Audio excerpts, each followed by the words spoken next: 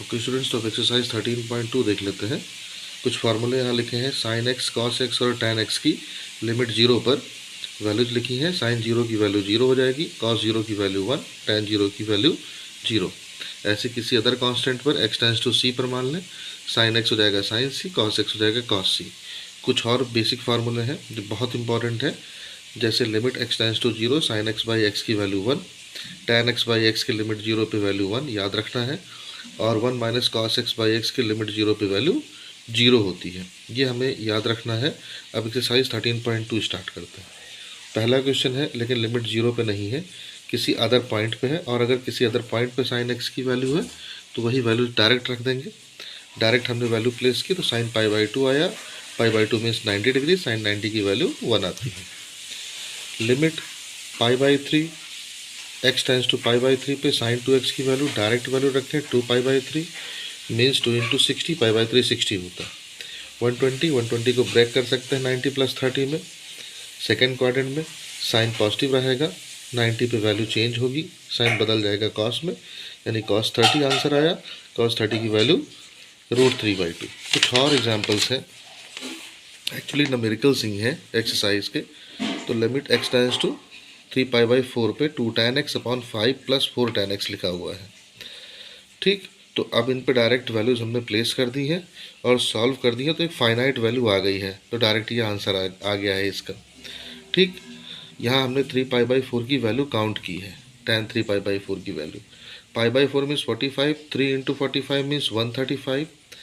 135 जाएगा आपका second quadrant में, 180 माइनस थीटा पे हमने ब्रेक किया है। सेकेंड क्वाड्रेंट में tan माइनस हो जाता है, 180 पे वैल्यू चेंज नहीं होती, tan रहेगा, 45 हो जाएगा, तो -1 वैल्यू आ गई है। तो जहाँ जहाँ tan 3 पाई बाई 4 आया है वहाँ -1 वैल्यू हमने प्लेस कर दी है। ठीक है, फिफ्थ का फर्स्ट भी इसी तरह से है। x sec x लिखा है, अगर दो फंक्शन मल्टीप्लाई में है तो दोनों की अलग अलग लिमिट निकाल देते हैं। अगर फंक्शन डिवाइड में है दो तो दोनों की अलग अलग लिमिट निकाल देते हैं। ऐसे एडिशन में है या सब्सट्रैक्शन में है तो अलग अलग लिमिट काउंट कर सकते हैं। तो यहाँ हमने अलग अलग लिमिट निकाल दी है। x की 0 पे वैल्यू 0 आ गई और sec 0 की वैल्यू 1 हो गई। ठीक, एक क्वेश्चन और है 5 का second. Limit x tends to 0 x cosec x को भी हमने सॉल्व किया है, तो x लिखा हुआ है, कोसेक x को लिख सकते हैं 1 अपॉन साइन एक्स, तो ये आ गया x अपॉन साइन एक्स। अब इसमें क्या करेंगे, अगर यहाँ हमने डायरेक्ट 0 रखा तो साइन 0 की वैल्यू 0 आ जाती है, और अगर अपॉन में 0 आ गया तो फिर इनफाइनाइट हो गया, यानी नॉट डिफाइंड फंक्शन हो जाएगा। तो अब करेंगे क्या, न्यूमरेटर और डिनोमीटर को x से हमने डिवाइड कर दिया, तो ऊपर आ गया 1 न्यूमरेटर में और डिनोमीटर में आ गया साइन एक्स बाई एक्स। अब अगर डिवीजन में फंक्शन है तो दोनों का अलग अलग लिमिट निकालेंगे। x टेंस टू 0 पे 1 की वैल्यू 1 ऑलरेडी कांस्टेंट है तो 1 हो जाएगा, और लिमिट x टेंस टू 0 पे साइन एक्स बाई एक्स आपका फार्मूला है जिसकी वैल्यू 1 है, तो ऑल ओवर वैल्यू वो आपकी 1 आ जाएगी। 6 का फर्स्ट इसी तरह से है, साइन 3x बाई 2x है, तो इसमें करेंगे क्या, अगर ये साइन 3x है, अपॉन में भी 3x होता तो फार्मूला बन गया होता, तो हमने 3x से मल्टीप्लाई किया और 3x से डिवाइड किया।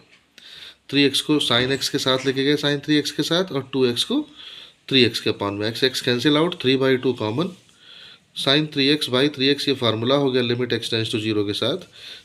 ठीक है, साइन x बाई एक्स में जिसकी वैल्यू 1 आ गई, और लिमिट 3/2 ये कांस्टेंट वैल्यू है तो 3/2 ही रहेगा। ओवरऑल आंसर आपका 3/2 आ जाएगा। 7 का पार्ट देख लेते हैं, sign 3x upon sine 7x। हमने क्या किया, न्यूमरेटर में भी 3x मल्टीप्लाई डिवाइड और डिनोमीटर में 7x से मल्टीप्लाई और डिवाइड, तो ऊपर बन जाएगा साइन 3x बाई 3x, नीचे हो जाएगा साइन 7x बाई 7x, और ये 3x अपॉन 7x में से x गायब किया तो 3/7 अलग कर लिया। अब दो फंक्शन डिवीजन में है, साथ में मल्टीप्लिकेशन में 3/7 है, तो सबकी अलग अलग हमने लिमिट निकाल दी। x टेंस टू 0 पे साइन थीटा बाई थीटा 1 होता है, x टेंस टू 0 पे साइन थीटा बाई थीटा 1 होता है, यानी दोनों एंगल इक्वल हो तो, और कांस्टेंट की वैल्यू कांस्टेंट रह जाती है। सॉल्व कर लेंगे, आंसर आ जाएगा। क्वेश्चन नंबर 8 के दोनों पार्ट हैं। फर्स्ट पार्ट में आपका है sine square x upon 2x, तो हमने ब्रेक किया साइन स्क्वायर एक्स को sine x into sine x में, अपॉन में x, और ये 2 को हम 1/2 के साथ अलग कर लिया मैंने। अब सबकी अलग अलग लिमिट निकाल दी। x टेंस टू 0 पे साइन एक्स बाई एक्स की वैल्यू 1 हो जाती है, फार्मूला है। यहाँ डायरेक्ट अगर 0 वैल्यू रखें तो 0 आ जाएगा, और constant value 1/2 as it is, तो ओवरऑल आंसर मल्टीप्लाई करेंगे तो 0 आ रहा है। और 8 का सेकेंड ऐसे है, साइन एक्स स्क्वायर लिखा हुआ है, यहाँ साइन स्क्वायर एक्स था और यहाँ साइन एक्स पे स्क्वायर है, यानी एंगल पे स्क्वायर है। तो हमने क्या किया, एक्स से मल्टीप्लाई एक्स से डिवाइड किया तो नीचे भी एक्स स्क्वायर बन गया। तो ये साइन एज थीटा माने तो साइन थीटा बाई थीटा, यानी sine x square upon x square, और यहाँ इंटू एक्स है तो दोनों की अलग अलग लिमिट निकाल दी। एक्स टेंस टू 0 पे साइन थीटा बाई थीटा 1 हो गया, और एक्स टेंस टू 0 पे साइन एक्स साइन 0 यानी 0 आ गया। तो डायरेक्ट यहाँ से आंसर हमें मिल जाएगा। 9th का सेकेंड है, इसी तरह से sine square 2x upon sine square 4x है। तो हमने 2x से मल्टीप्लाई किया, 2x से डिवाइड किया, नीचे भी 2x 4x से मल्टीप्लाई 4x से डिवाइड, और जो स्क्वायर था वो होल स्क्वायर में लेके चले जाएंगे। तो ऊपर बन जाएगा साइन 2x बाई 2x का होल स्क्वायर, नीचे साइन 4x बाई 4x का होल स्क्वायर, और साथ में 2 2 जा 4x स्क्वायर यहाँ से अलग, नीचे से 4 4 जा 16x स्क्वायर अलग। तो एक्स स्क्वायर कैंसिल आउट, 4 1 जा 4, 4 4 जा 16, तो 1/4 अलग हो जाएगा।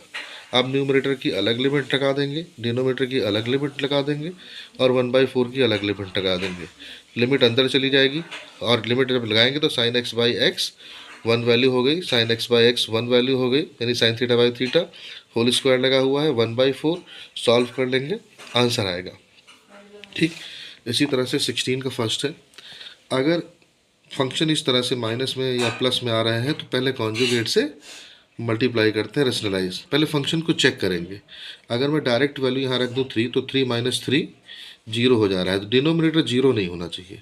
अब अगर ये 0 हो रहा है तो फंक्शन न्यूमरेटर देखेंगे, ये माइनस में है तो इसका कॉन्जुगेट ले लेंगे, और कॉन्जुगेट से हमने ऊपर नीचे मल्टीप्लाई किया। मल्टीप्लाई करने के बाद हमने सॉल्व किया है। ठीक है, सॉल्व करने के बाद न्यूमरेटर में फैक्टर बन गया है, जिससे x - 3 जो पहले से दिया हुआ था वो कैंसिल आउट हो गया है। अब वैल्यू रख करके चेक करते हैं तो नीचे 0 नहीं आता, 0 नहीं आया यानी फाइनाइट वैल्यू आ गई है।